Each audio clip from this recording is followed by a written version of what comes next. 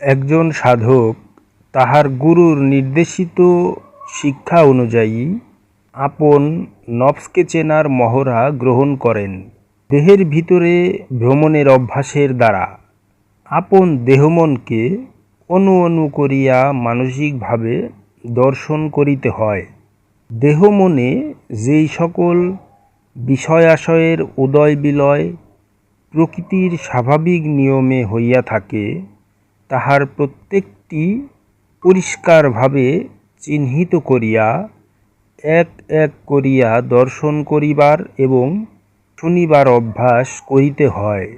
গুরু হইতে এইরূপ অনুশীলন গ্রহণের দ্বারা পরিণামে তাহার আমিত্ব, এমনকি তাহার সমগ্র স্থূল অস্তিত্ব তাহা হইতে চূর্ণবিচূর্ণ হইয়া যায় এবং সে নতুন আর একটি মানুষে রূপান্তরিত হইয়া জ্ঞানময় অস্তিত্ব লাভ করে।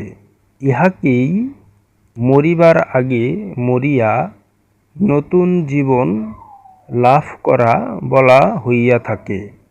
আর এই অবস্থাটাকেই ইব্রাহিম আলাইহিস সালাম বলিয়াছেন, তিনি আমাকে বিচূর্ণ করিয়া সৃষ্টি করিয়াছেন।